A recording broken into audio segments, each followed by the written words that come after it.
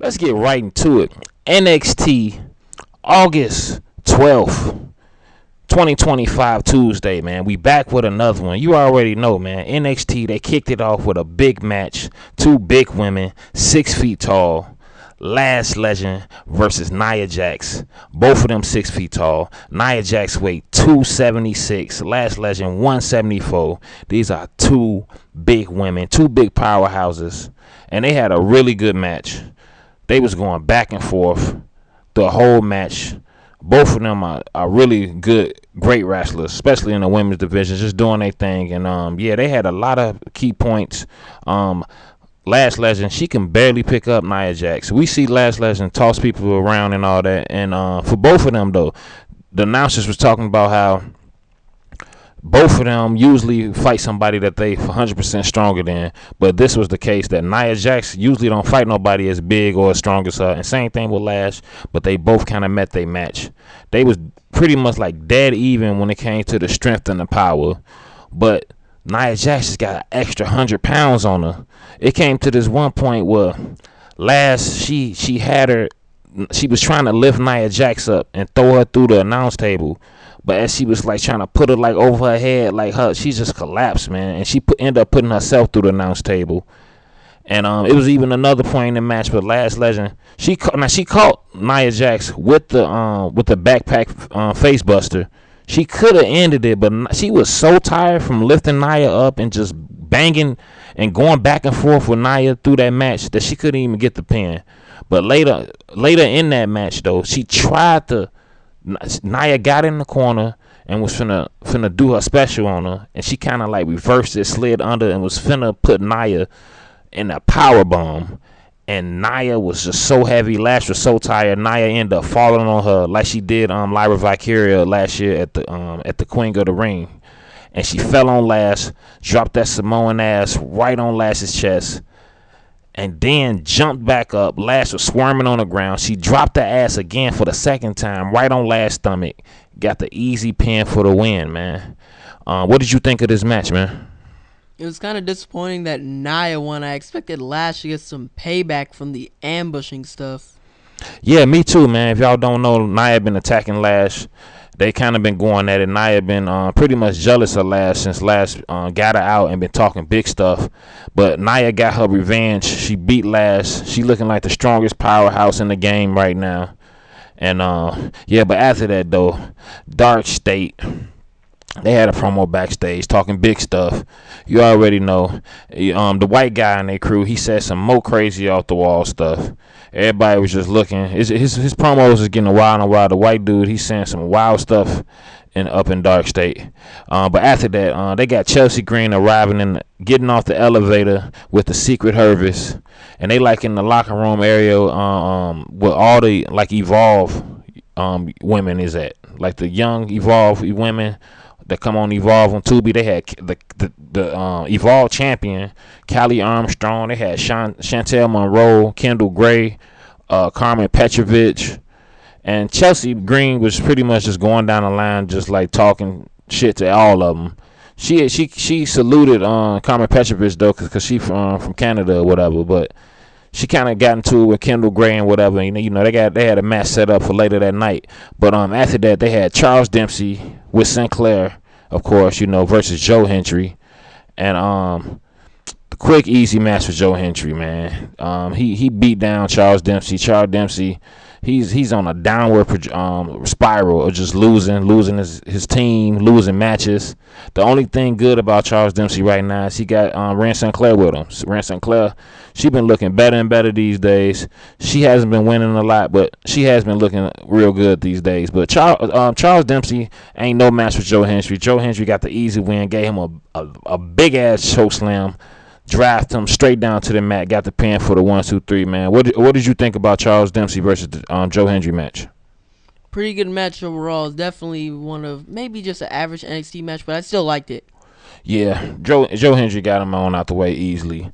But after that, though, they had Kalani and Lola Vice chilling looking pretty backstage, getting ready for their tag team match against Fatal Influence later that night. Just cool. If you don't know, Lola Vice and Kalani, they real cool, man. They kick it backstage all the time.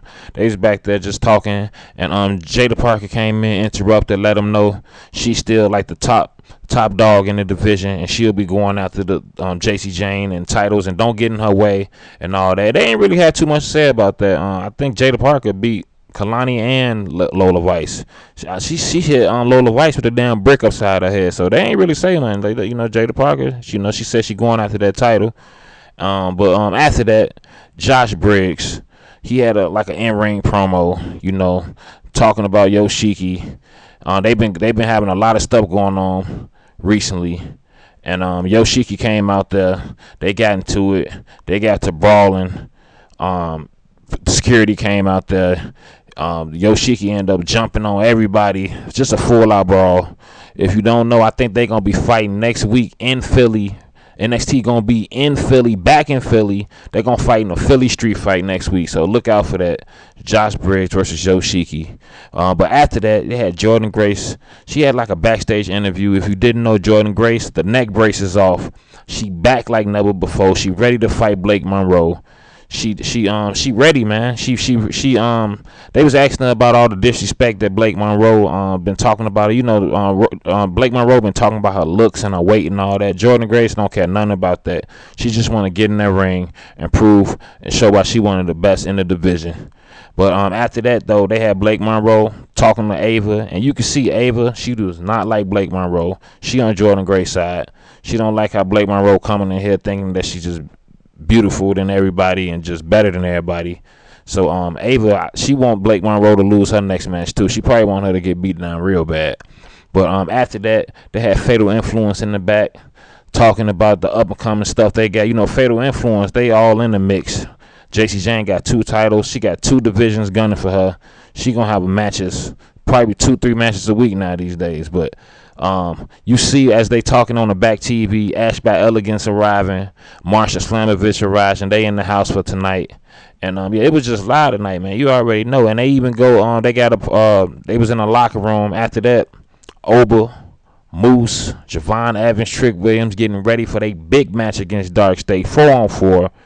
It's gonna go down. They had Hank and Tank was doing a lot of stupid stuff in this episode, man. Running around in dresses, doing little weird ass dances, running around spraying bug spray, just doing a lot of stupid shit in the background. I can't wait till they drop them titles. They got to go against 2 of the Dark State members at Heatwave. I hope they lose very soon.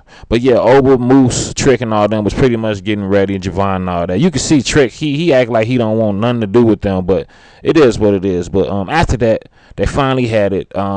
Fatal Influence versus Lola Vice and Kalani.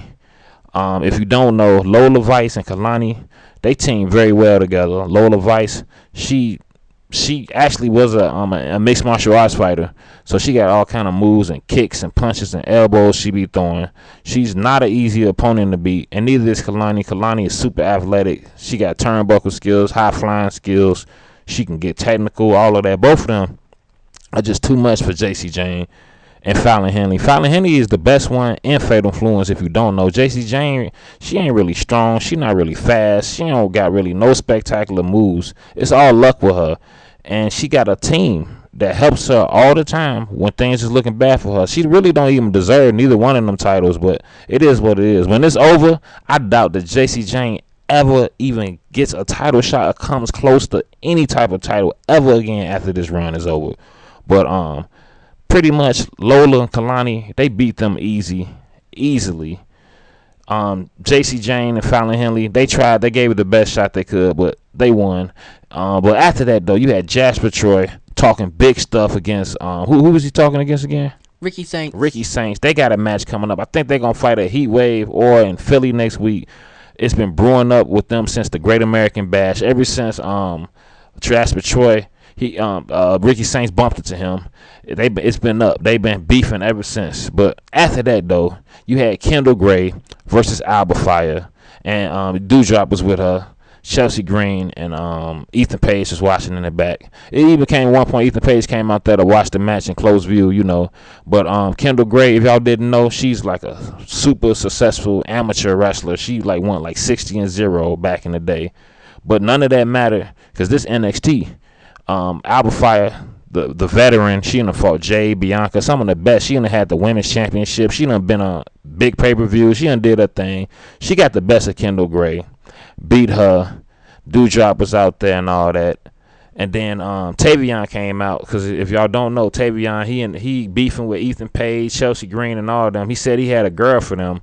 And everybody thought it was Kendall Gray who just lost to Alba Fire, but it wasn't. It was actually Tyra May Steele.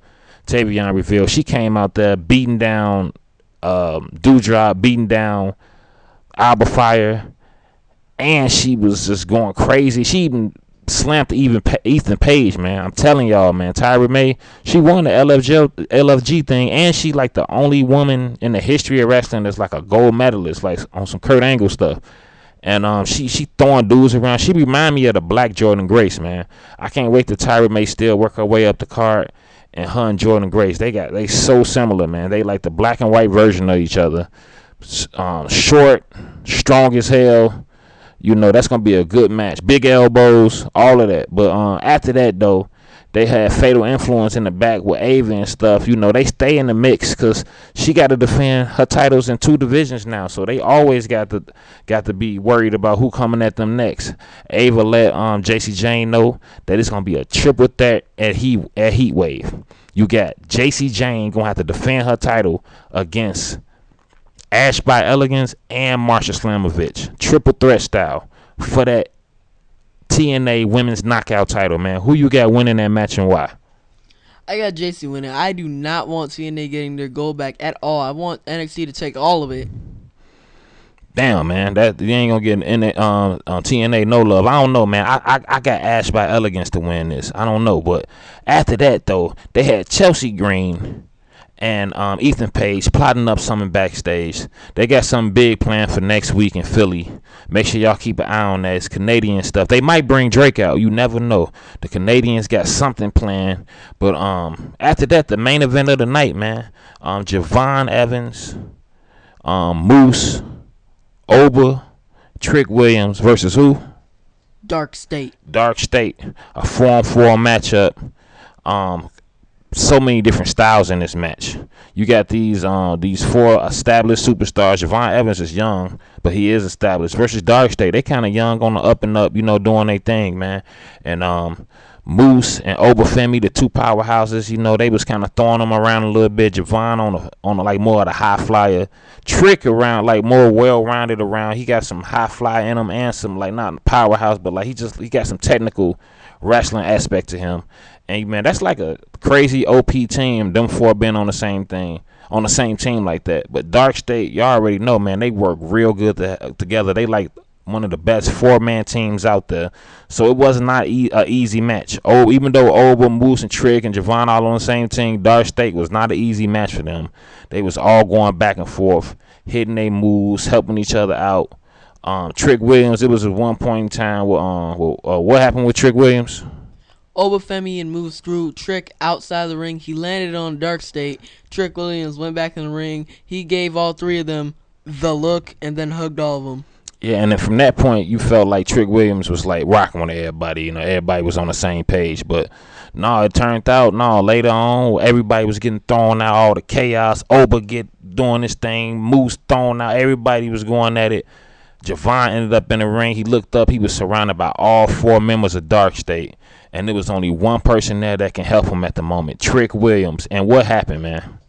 Well, he did a trick and didn't help him. Didn't help him at all. He left Javon Evans there to get his ass beat by Dark State. They did him dirty, hit their team special on him. Got the pin for the win. Dark State is still winning, man, doing their thing. They just got one of the biggest wins of their career. They beat 4 of the top competitors that's in NXT and TNA right now, pretty much, man. What did you think of this match, man? Dark State versus all 4 of them. Very great tag match. I would like to see another tag match like this in the future. Yeah, out there that'd be crazy, but minus Trick Williams because you never know about him, man. But after that though, after that match, Hank and Tank, didn't they end up coming out and it just was an all out brawl at the end, man. To the show went off, man, and that was NXT, man. NXT, August 12th, it's a Tuesday, another one, man. I personally think last week's episode was better, but this is still a good episode too, man. Make sure y'all there for the NXT Philly next week. They gonna be in Philly. Later on this week, you got Triple Mania. That's gonna be crazy. If y'all didn't know, earlier this year, they had the Worlds Collide.